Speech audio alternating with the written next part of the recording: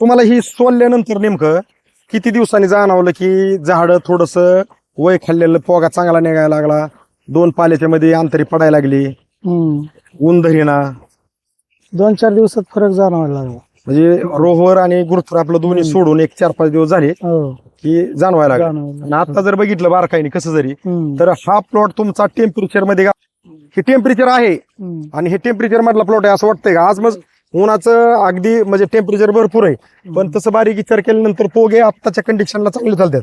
Plot हिरवागार आहे आणि एक समान आहे. आता बांधाकडे एक 4-5 झाड अशी सोडली किंवा त्या साईडची एक 10-15 सोडली, तर टोटल प्लॉट आपला वाटता प्लॉट असल्यावर दिसतोय. म्हणजे आपण जे आहे त्याच्यावर बोलतोय. मग तुम्ही आता केळी क्षेत्रातले जे काही शेतकरी आहेत ज्यांचे प्लॉट उन्हाने टेम्परेचरने ज्याच्या त्याच्या पद्धतीने खत, ड्रिपचं वॉटर सोलेबल सगळं सोडून गच्चा धरत्यात, ऊन धरत्यात, पोगा पिळकुटा निघतोय, सरळ निघत नाही, अशा शेतकऱ्यांसाठी सल्ला संदेश काय असेल ह्या पूर्ण अनुभवाला घेऊन, कारण आपण अनुभवावरती बोलतो नेहमी.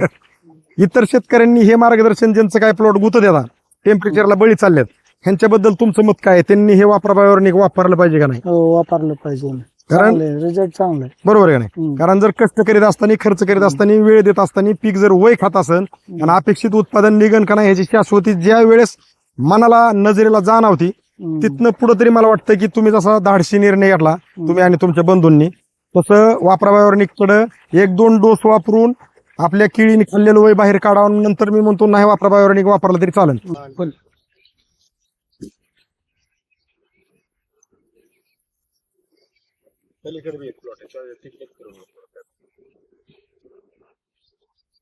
दोन महिने अडीच झाला का? 3 महिने. आता नोव्हेंबर 15 नोव्हेंबरची लागण आहे. 15 नोव्हेंबर म्हणजे बरोबर. 15 नोव्हेंबर, डिसेंबरला 1 आणि जानेवारीला 2, उद्या येणार आहे 15 तारखेला 3 महिने. 3 म्हणजे काय, आता आज 11 आहे, 4 दिवस नाही.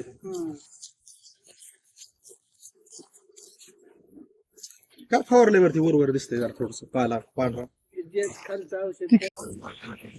साहेब नमस्कार. नमस्कार. आपलं नाव आणि पत्ता सांगा बरं.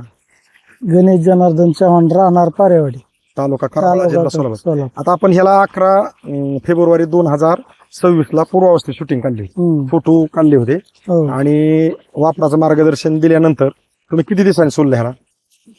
2-3 दिवसांनी सोडले. म्हणजे 11ला घेतला असेल तर 13-14 ला सोडला असेल, हो. जे काय आहे. आणि आजची तारीख काय आहे?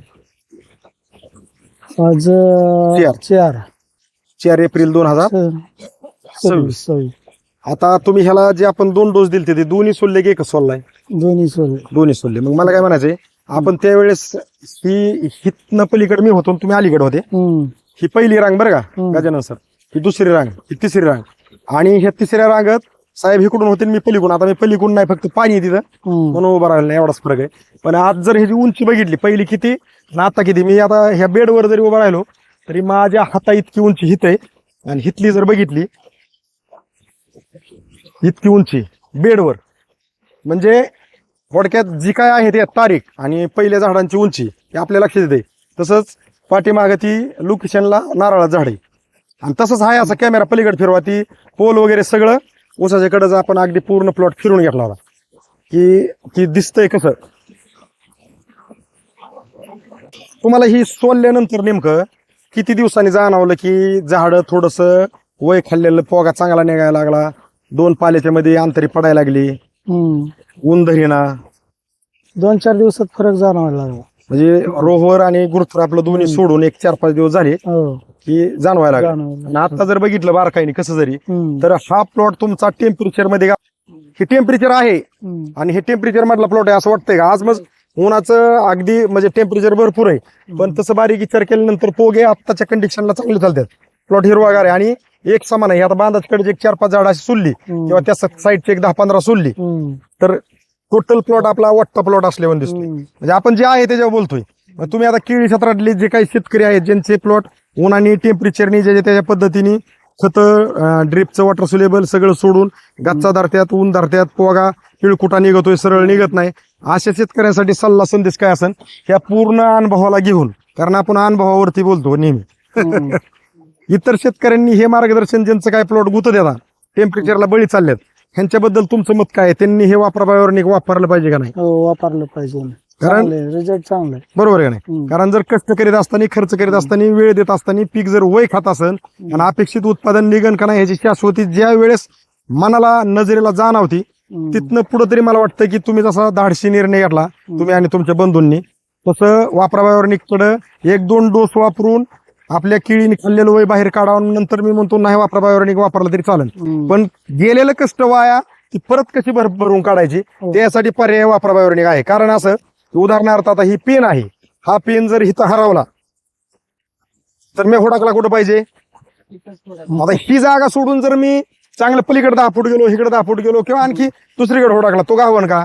म्हणजे मला सांगायचा हेतू हा आहे की केळी असू द्या, द्राक्षी डाळिंब असू द्या, तरकारी व्हेजिटेबल मधलं कुठलं पीक असू द्या, ज्यावेळेस जाणवतंय की आपलं हे पीक भरपूर काही ह्याला खर्च झालेला आहे, वेळ गेलेला आहे, ह्यानी वेळ खाल्लेला आहे, वय खाल्लेलं आहे आणि हे उत्पादन दिन का नाही ही शाश्वती ज्यावेळेस जाणवती की बाबा ह्यानी वय खाल्लंय, त्यावेळेस थोडक्यात केलेलं कष्ट आपलं हरवल्यासारखंच आहे. मग आपल्याला ते हरवलेलं जर परत भरभरून काढायचे म्हणलं तर आपल्याला वापराशिवाय पर्याय. म्हणजे ही आपण इतकं दावतोय का, ही पुरावा आहे आपल्याकडे. आज मी काय म्हणतो, तुम्ही आम्ही आपण किती बी आपल्या शेतकऱ्यांसाठी जसं आहे तसं सगळं सांगण्याचा प्रयत्न करू, पण विश्वास कोण ठेवील? आज उभा कुठे आपण? प्लॉट मध्येच केळी. आता विश्वास ठेवणारांनी ज्याचं कष्ट वाया चाललंय त्यांनी तरी ठेवा. बाकीच्यांनी मी म्हणतो बघा नाही असं पुढे टाकला काही अडचण नाही, पण ज्याचं कष्ट वाया चाललंय त्यांनी पुढे न ढकलता मला वाटतं फर्स्ट टू एंड साहेबांचा व्हिडिओ पाहावा आणि नंतर निर्णय घ्यावा. निर्णय फर्स्ट टू एंड आपलं मार्गदर्शन वापरायचं नाही, आधी नजरेने शाश्वती घ्यायची. नजरेने ह्या सांगितलं की बाबा रिझल्ट आहे, नंतर चालू करायचं होता.